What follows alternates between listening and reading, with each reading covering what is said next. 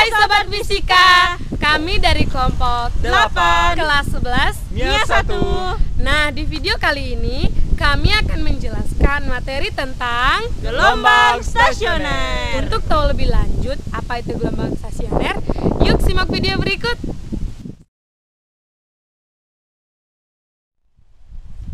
Nah, for your information nih guys, jadi gelombang stasioner adalah perpaduan antara dua gelombang yang memiliki frekuensi, cepat rambat, dan amplitudo yang sama besar, namun merambat dalam arah yang berlawanan. Selain itu, gelombang stasioner merupakan jenis gelombang yang bentuk gelombangnya tidak terlihat bergerak di medium, melainkan tetap diam. Gelombang ini dihasilkan saat sebuah gelombang berjalan, lalu dipantulkan kembali melalui medium dan lintasan yang sama. Nah, singkatnya, gelombang stasioner merupakan perpaduan dari dua gelombang yang identik, namun bergerak dengan arah yang berlawanan.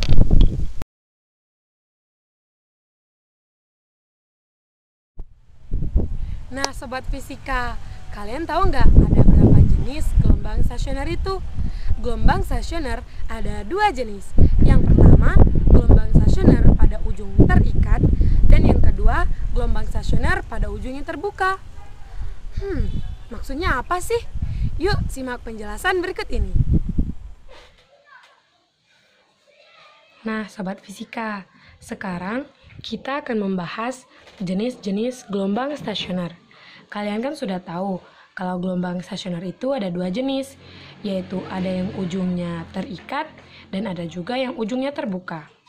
Nah, bila kita lihat dari gambar, di sini terdapat medium atau tempat gelombang itu memantul kembali. Nah, berarti bagian ujung gelombang terletak pada bagian medium. Berarti ujungnya tertutup, yaitu gelombang stasioner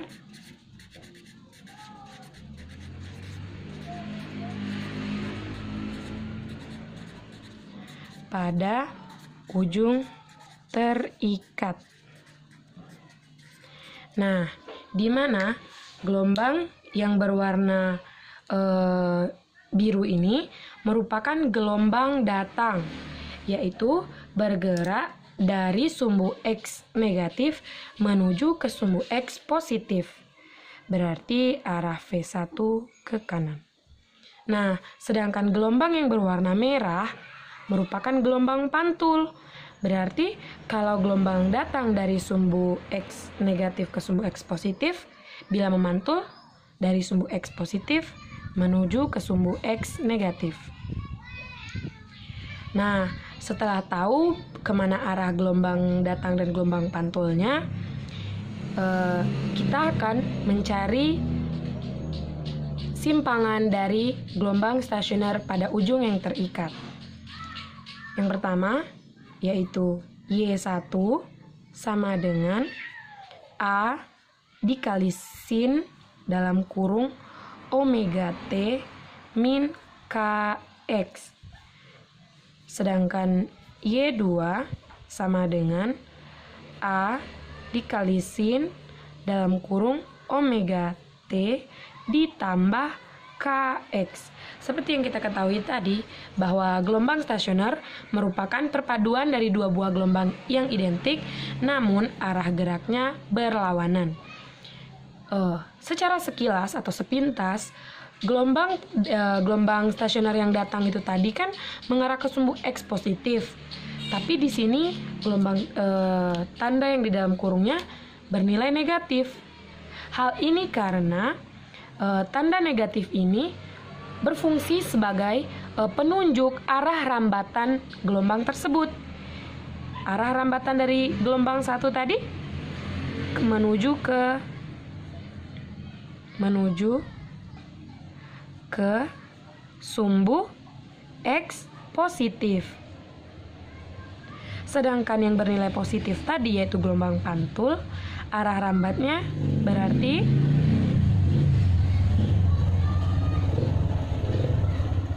ke sumbu X negatif.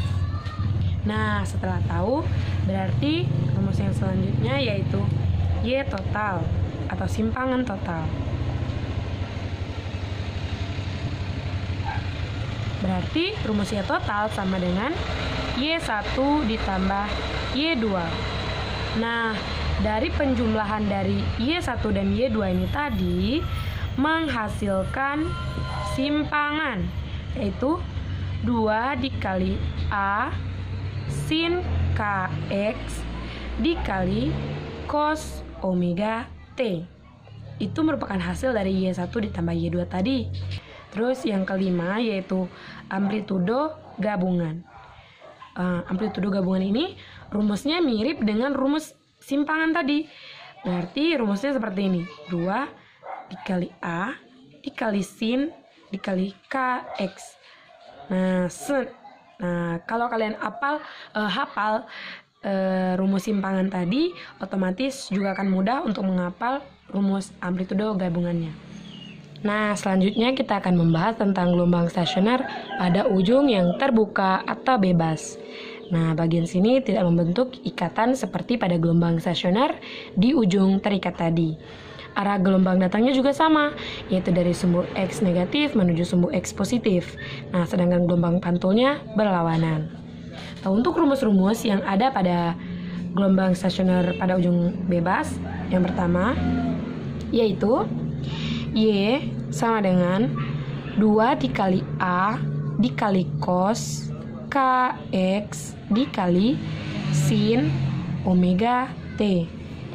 Yang kedua yaitu amplitudo gabungan sama dengan 2 dikali A dikali cos KX. Nah, rumusnya itu hanya berbeda pada cos dan sin. Untuk gelombang stasioner di ujung yang terikat tadi, sin yang pertama, setelahnya baru cos. Sedangkan di gelombang stasioner di ujung bebas, cos yang pertama baru sin. Nah, selanjutnya kita menentukan perut dan simpul pada gelombang yang ujungnya terikat tadi. Perut yang pertama. Nah, terlebih dahulu kita menentukan perut yang pertama dan perut yang selanjutnya. Perut pertama terletak pada di titik ini. Perut yang kedua berarti di sini ataupun juga di sini, tapi kan titiknya tetap sama. Perut yang kedua. Perut yang ketiga di sini. Perut yang keempat. Nah, kita sudah tahu kalau satu gelombang itu terdiri dari satu bukit dan satu lembah. Maka panjang satu gelombang itu dari sini menuju ke sini. Berarti dari sini merupakan lambda, yaitu satu gelombang. Maksudnya panjangnya ya. Jadi berarti perut yang pertama bernilai sebesar, nah kita lihat ada berapa titik. 1, 2, 3, 4. Nah, kalau di sini ada 1, 2, 3, 4. Sedangkan di sini ada satu gelombang. Berarti perut yang pertama bernilai 1/4 gelombang. Nah, perut yang kedua bernilai 1, 2, 3. 3/4 gelombang.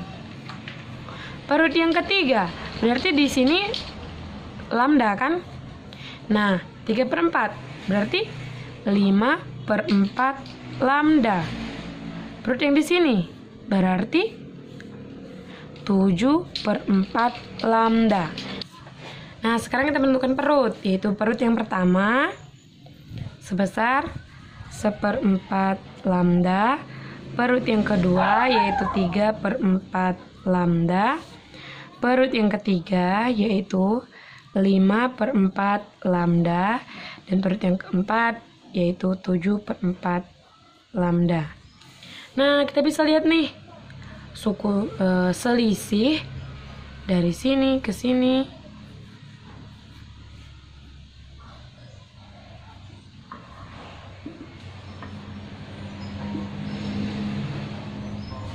Nah, kita kan pernah belajar yang namanya aritmatika sosial. Pelajaran SMP. Dengan UN sama dengan A plus N-1 dikali beda. UN sama dengan A yaitu suku pertamanya 1/4 lambda ditambah dalam kurung N dikurang 1 dikali bedanya. Kita pilih 2/4 agar tidak perlu menyamakan penyebutnya lagi nanti. UN sama dengan 1/4 lambda ditambah 2N/4 lambda dikurang 2/4 lambda. UN sama dengan 2N/4 lambda ditambah dengan 1/4 lambda dikurang 2/4 lambda. Nah, UN sama dengan 2N dikali lambda per 4 dikurang. Berarti min 1/4 lambda. Sehingga hasilnya UN sama dengan dalam kurung ya 2N-1 dikali lambda per 4. Nah, berarti ini rumus untuk suku ke N. Berarti maka PN sama dengan 2N-1 dikali lambda per 4. Yang ini tadi pada ujung terikat. Jangan lupa ya. Nah, kalian tadi kan sudah tahu bahwa simpul merupakan pertemuan antara gelombang datang dan gelombang pantul. Berarti simpul yang pertama berada pada titik 0 karena berada tepat pada garis di medium. Tidak memiliki panjang maksudnya. Simpul yang kedua berarti memiliki nilai 2/4 lambda atau setengah gelombang tadi. Dan simpul yang ketiga berarti nilainya 1 gelombang atau lambda. Dan simpul yang keempat berarti nilainya 6/4 lambda. Nah, untuk simpul yang kelima lagi berarti 8/4 lambda. Nah, sekarang kita masukkan. Simpul yang pertama tadi 0. Simpul yang kedua nilainya tadi 1/2 lambda. Simpul yang ketiga yaitu lambda atau 4/4 tadi. S yang keempat 6/4 lambda. Dan S yang kelima berarti 8/4 lambda. Nah, di sini juga terbentuk pola dengan selisih 2/4 lambda atau setengah lambda. Nah, masukkan lagi dengan rumus aritmatika sosial. Dengan rumus UN sama dengan A plus dalam kurung N-1 dikali B. UN sama dengan A-nya tadi suku pertama 0, tambah N dikurang 1 dengan beda 1/2 lambda. UN sama dengan, berarti setengah N lambda dikurang setengah lambda. Bisa kita tuliskan rumusnya menjadi UN sama dengan dalam kurung N-1 dikali lambda per 2. Berarti rumus untuk simpul, maka kita simpulkan terlebih dahulu. Sn sama dengan dalam kurung N-1 dikali lambda per 2. Itu untuk gelombang stasioner simpul di ujung terikat. Nah, sobat fisika, sekarang kita tentukan perbedaan simpul pada ujung bebas. Nah, sama seperti tadi, kita tentukan terlebih dahulu perbedaan simpul pada gelombang stasioner di ujung bebas atau terbuka. Nah, kalian harus bisa mengerti. Sama halnya seperti tadi, yaitu perut, simpul, dan seterusnya. Jangan lupa berikan nilai pada setiap titiknya. Perut yang pertama, yaitu bernilai 0. Perut yang kedua bernilai 2/4 lambda atau setengah lambda. Perut yang ketiga yaitu 4/4 lambda atau lambda. Perut yang keempat 6/4 lambda. Perut yang kelima dan seterusnya, begitu terus. Kalian perhatikan, terdapat kesamaan pola pada perut di gelombang yang ujung terbuka atau bebas dengan simpul pada ujung yang terikat. Nah, ternyata usut punya usut, pola yang sama ini memiliki rumus yang sama pula. Nah, kalian buktikan sendiri ya. Komen di kolom komentar bagaimana jawaban kalian. Selanjutnya, bagaimana dengan simpul pada ujung yang bebas atau terbuka dengan perut di ujung yang terikat? Apakah akan sama juga? Buktikan sendiri ya. Jangan lupa untuk komen. Nah, itulah tadi penjelasan tentang Gelombang stasioner. Jangan lupa untuk Like, comment, and subscribe. sampai jumpa di lain video guys. Wassalamualaikum warahmatullahi wabarakatuh. Sengaja melihat